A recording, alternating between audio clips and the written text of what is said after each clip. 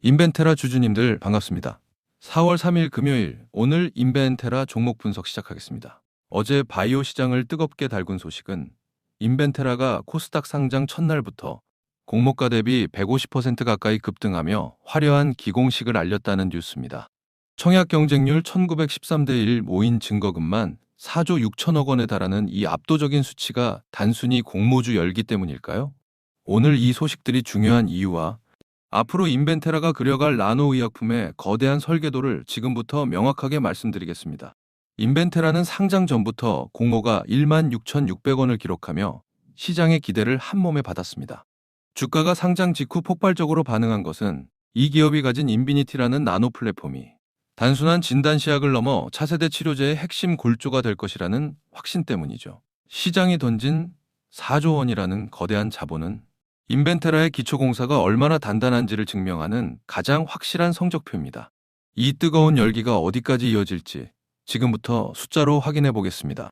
오늘은 이 세 가지를 같이 확인해 볼 거예요. 첫째, 철 기반 나노 조영제가 기존 시장의 설계도를 어떻게 뒤바꾸고 있는가. 둘째, 조영제를 넘어 차세대 항암제인 ADC로 뻗어나가는 플랫폼의 확장성은 어느 정도인가. 셋째, 동국생명과학 등 국내외 파트너사들과의 기술 이전 계약이 가져올 실제 수익의 규모는 얼마일까? 3년 뒤를 지금 미리 산다는 마음으로 첫 번째 핵심 공정인 진단 플랫폼부터 짚어보겠습니다. 여러분도 병원에서 MRI를 찍을 때 조영제의 안전성이나 정확도에 대해 들어보셨을 겁니다.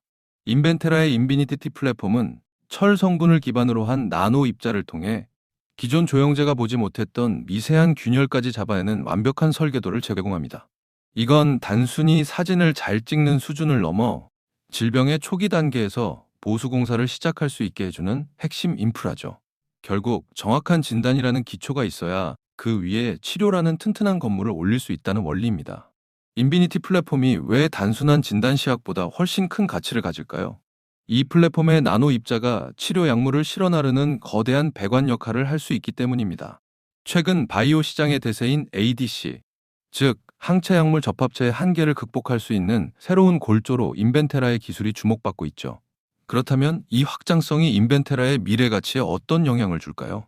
진단이라는 기초공사 위에 치료라는 화려한 상부 구조를 올리는 이른바 테라노스틱스의 실현이 눈앞에 다가왔다는 뜻입니다. 이게 얼마나 큰 얘기냐면요. 인벤테라가 이미 국내외 유수의 파트너사들과 함께 글로벌 시장 진출을 위한 탄탄한 비계를 설치해 두었다는 점입니다. 동국생명과학과의 협력은 물론 미국 임상 2비상 진입을 통해 글로벌 시장이라는 거대 현장에서 시공 능력을 인정받기 시작했죠. 이 숫자가 의미하는 건 뭘까요? 인벤테라가 혼자 건물을 짓는 것이 아니라 전 세계적인 보급로를 통해 기술료라는 월세를 미리 확보하고 있다는 강력한 신호입니다. 인벤테라의 나노 기술을 일상에 비유하자면 도시 전체에 아주 미세하면서도 막힘없는 최첨단 배관 시스템을 깔고 있습니다. 나노 입자의 크기를 자유자재로 조절하면서도 독성을 최소화하는 기술은 아무 건설사나 흉내낼 수 없는 인벤테라만의 특허 공법이죠. 질문 하나 드릴게요. 만약 여러분이 신도시를 만드는데 이 배관 설계권을 독점하고 있다면 그 가치는 얼마나 될까요? 인벤테라는 지금 나노의약품이라는 미래 도시의 표준 설계자로 거듭나고 있습니다. 지금 이 주가가 급등했다는 게 무슨 뜻일까요? 상장 첫날의 화려한 조명은 인벤테라라는 거대한 빌딩의 1층 로비가 완공된 것에 불과하다는 의미입니다. 질문 하나 드릴게요. 건물의 층수가 높아질수록 그 가치는 어떻게 변할까요?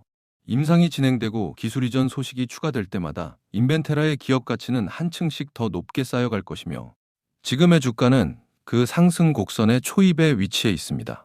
여기서 한 가지 더 짚고 넘어갈 게 있는데요. 인벤테라는 단순히 꿈을 먹고 사는 기업이 아니라 실질적인 수익 배관을 연결하고 있다는 사실입니다. 단계별 마일스톤과 로열티라는 안정적인 현금 흐름은 인벤테라가 다음 프로젝트를 진행하는 데 필요한 가장 단단한 자본의 주춧돌이 되죠. 특정 임상이 지연되더라도 다변화된 기술 이전 보급로 덕분에 인벤테라의 성장 엔진은 멈추지 않습니다. 그렇다면 왜 다른 바이오 기업이 아닌 인벤테라여야 할까요? 하나의 약물에만 매달리는 위태로운 가설물이 아니라 수많은 약물을 담을 수 있는 거대한 플랫폼, 성체를 가지고 있기 때문입니다. 이 기술 격차는 경쟁사들이 쉽게 넘볼 수 없는 해자와도 같아서 인벤테라가 그리는 설계도는 시간이 갈수록 더 정교하고 강력해질 것입니다. 이제 우리가 냉정하게 살펴봐야 할 리스크를 점검해 보겠습니다.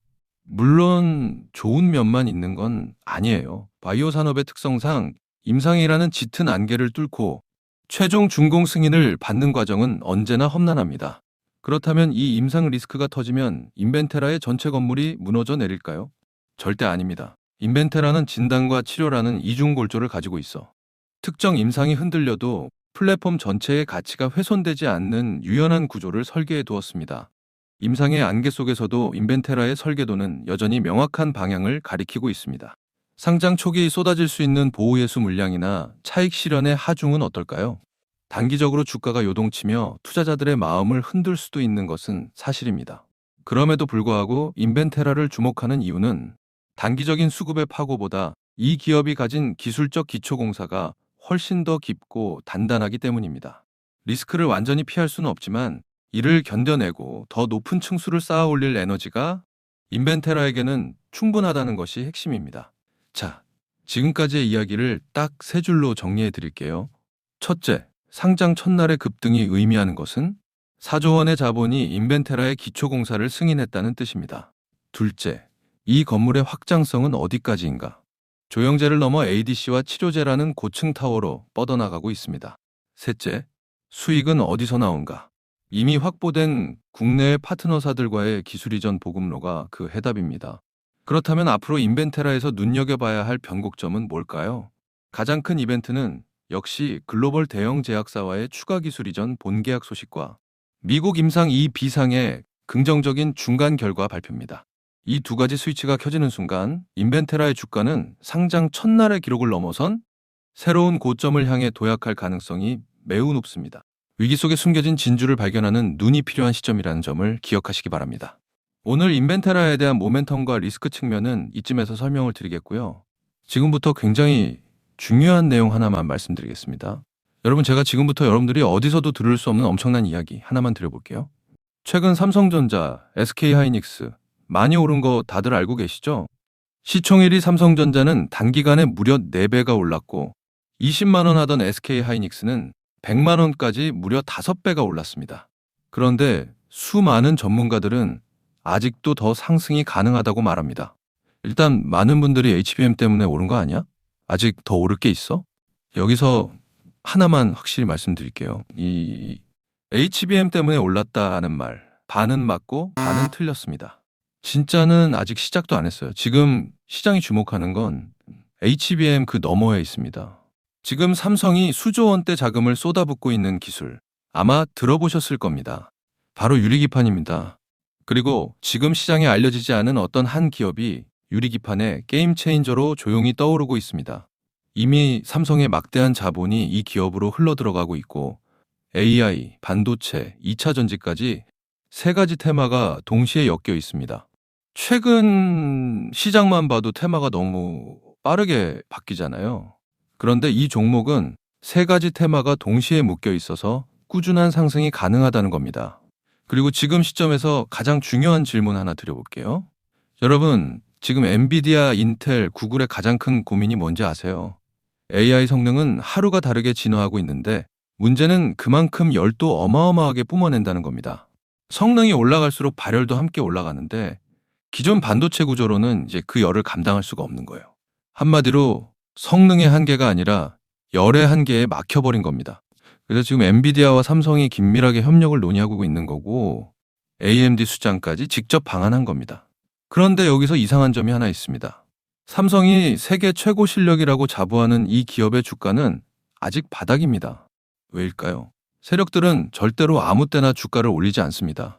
항상 남들보다 먼저 오랜 시간 매집을 하고 그 다음 재료가 시장에서 부각되기 시작할 때 그때부터 본격적인 상승세를 보여준 겁니다. 그런데 이 종목 같은 경우에는 유리기판이라는 초강력 재료를 가지고 있고 삼성의 거대 자금이 빠르게 들어가고 있기 때문에 한번 움직임이 시작하면 절대 이 가격대엔 못 산다는 겁니다. 그리고 소름 돋는 게 하나 더 있습니다. 제가 작년에 추천드렸던 원익홀딩스 기억하시죠? 똑같이 바닥권에서 횡보하며 장기 매집이 시작됐고 거래량이 본격적으로 튀어오르기 시작하더니 무려 8배 넘는 상승이 나왔습니다. 그런데 이 종목도 보면 어떻습니까? 바닥권에서 횡보하며 오랜 시간 매집이 진행됐고 거래량이 중간중간 강하게 튀어올랐습니다. 그렇다는 건 이 종목도 원익홀딩스만큼 상승이 나올 수 있다는 의미이고, 거래량 볼륨이 원익홀딩스보다 더 크기 때문에 그 이상의 상승이 나올 수밖에 없다는 겁니다. 그리고 수급도 한번 보세요. 외국인과 기관들은 쉬지 않고 매수하고 있는데 개인들만 매도하고 있습니다. 전형적인 메이저 세력의 수급 패턴입니다. 게다가 최근 들어 기관들과 외국인들의 매수세가 점점 강해지고 있기 때문에 머지않아 본격적인 상승이 시작될 겁니다. 그래서 지금 시간이 얼마 남지 않은 만큼 정말 많은 고민 끝에 세력 매집주를 구독자분들께 100% 무료로 공개를 해드릴 거니까요. 대신 여러분들은 구독과 좋아요는 꼭 눌러주시고, 지금 화면에 제 개인 번호 잠시 보이시죠? 여기 있는 번호로 매집이라고 두 글자 남겨주시면 제가 직접 보내드리겠습니다. 지금까지 제가 추천드린 종목들 다들 기억하시죠? 원익홀딩스 8배. 이 수익을 가져가신 분들의 공통점이 딱 하나 있습니다. 먼저 알았다는 겁니다. 오늘 소개드리는 이 종목도 마찬가지예요. 차트는 이미 신호를 보내고 있고 외국인과 기관은 조용히 담고 있습니다. 이 기회를 놓치는 순간 지금 이 가격은 다시 오지 않습니다. 종목명과 목표가 그리고 매수 전략까지 정리된 자료를 저희 구독자분들께 바로 보내드릴 거니까요. 마지막으로 구독과 좋아요 이 두 가지만 눌러주시고 상단에 제 개인 번호로 매집이라고 두 글자 남겨주시면 제가 직접 보내드리도록 하겠습니다. 투자에서 수익의 차이는 결국 기회를 알아봤을 때 시도했느냐, 그냥 지나쳤느냐에서 갈립니다. 그러니까 저희 구독자분들은 이 기회 절대 놓치지 마시길 바라겠고요. 오늘 영상은 이쯤에서 마무리하고 저는 다음에 더 좋은 분석으로 다시 찾아뵙겠습니다. 감사합니다.